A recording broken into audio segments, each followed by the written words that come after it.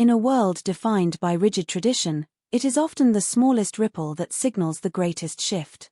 For over 1,000 years, the British monarchy has endured by projecting an image of stability, an image so carefully constructed, so deeply embedded in public consciousness, that even the tiniest deviation can feel like a tectonic event.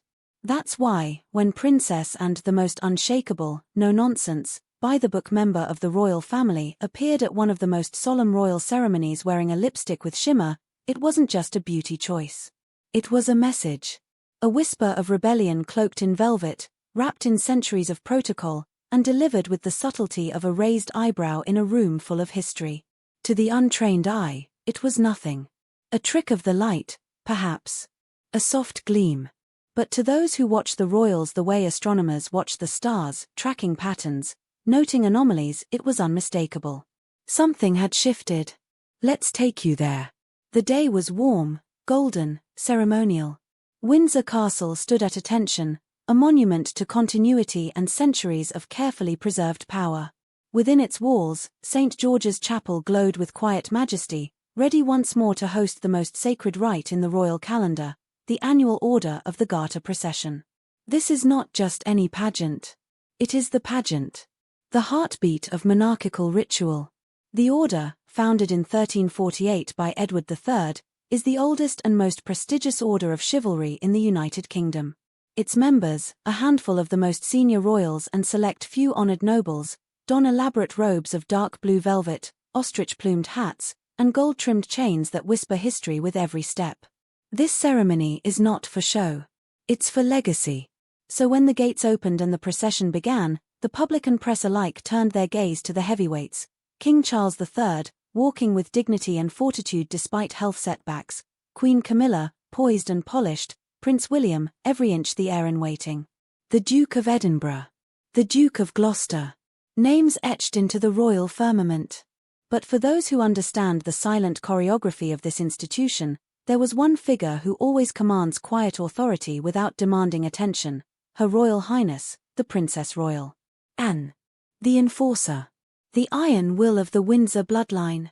Soldier, daughter, stateswoman. A woman whose entire life has been defined not by glamour or gossip, but by work. Endless, unflinching, purposeful work. So of course, she was there. Marching with her usual precision. Draped in the regalia of the order, her military medals glinting beneath layers of velvet and history. Everything in its place. Everything according to the book. Until you looked at her lips. There, amid the sea of matte faces and powdered dignity, something caught the light. A sheen. A soft, luminous shimmer. Not glossy. Not flashy. But unmistakably present. A lipstick finish that sparkled not in defiance, but in evolution. And suddenly, everything changed. Because this is Princess Anne. She does not make fashion statements. She does not play with image. She does not deviate from dress code unless there is a reason. Her clothing, her hair, her makeup all have long been extensions of her function, not her vanity. She is famously frugal, proudly practical, and openly uninterested in the frills of royal femininity. Which is why this subtle shimmer sent ripples through the waters of tradition like a coin tossed into the moat. To understand the significance of this, one must understand the unspoken rules of royal presentation, rules enforced not by law, but by expectation. During the reign of Queen Elizabeth II, senior royal women adhered to a strict and invisible beauty protocol.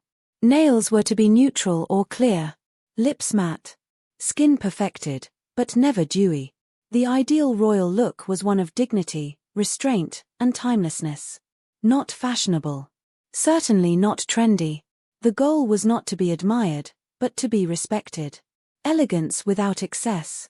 Beauty without ego. And nobody followed this rulebook more faithfully than Anne. So what changed? Cassie Steer, acting beauty editor at Hello magazine and a seasoned interpreter of royal style, noticed the shift immediately.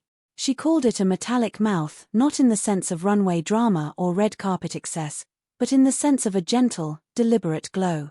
A lip color with dimension.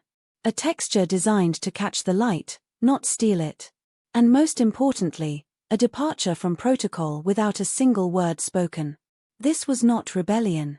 It was a recalibration. A signal that even Anne, the most immovable pillar of monarchy, was willing to embrace a touch of modernity. Not for vanity. Not for trend.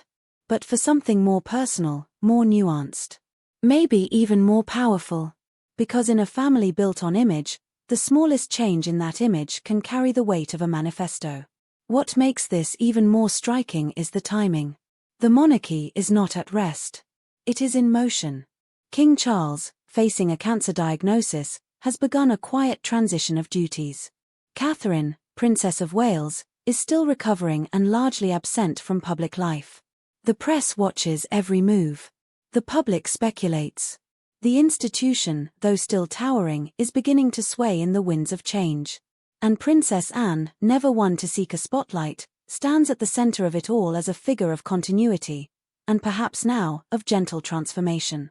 Perhaps the shimmer was a nod to this moment. An acknowledgement of a changing era. Or maybe it was simpler than that. Maybe it was Anne, at 73, granting herself the dignity of a modern finish. A decision made not for the world, but for herself. And yet, that is precisely what makes it revolutionary. Because in monarchy, personal is political. The line between individual choice and institutional meaning is razor-thin. Every glance, every fabric choice, every cosmetic detail is archived, analyzed, immortalized. And when a woman like Princess Anne shifts her style, even by 1 degree, the effect is tidal. She didn't need to speak.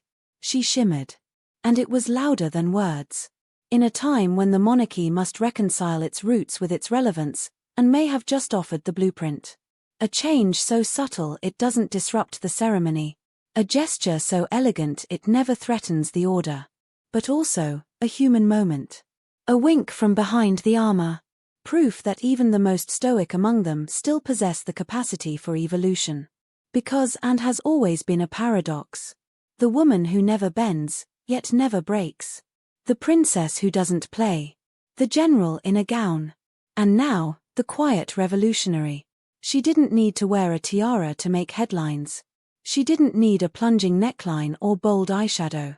All she needed was a shimmer strategically placed, softly luminous, and defiantly understated. And in doing so, she reminded us that true style isn't about changing how others see you.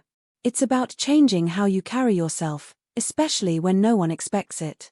This moment won't lead the tabloids. It won't become a scandal. But for those who understand the undercurrents of power, it was significant. A small moment, yes, but within monarchy, small moments are everything. They are how the institution signals growth without admitting change. How it adapts without collapsing. How it moves forward, without ever letting go of the past. So what did that shimmer mean? It meant that tradition is not immovable. That dignity and modernity can coexist. That even the most loyal servant of the crown has the right to shift the narrative, gracefully, purposefully, and on her own terms. And it meant, perhaps most importantly of all, that in a world full of noise and spectacle, there is still unmatched power in the quiet, intentional act. Because while others clamor for the spotlight, Princess Anne remains the steel core of the crown and now, perhaps, its quiet innovator. In the end, it wasn't about the lipstick. It never really is. It was about control. About choice. About the eternal balancing act of royalty, being of the past and for the future. Being both symbol and human. Being bound to duty but still daring, just once in a while, to shimmer. And that, in the deepest traditions of the royal family, may be the most radical act of all.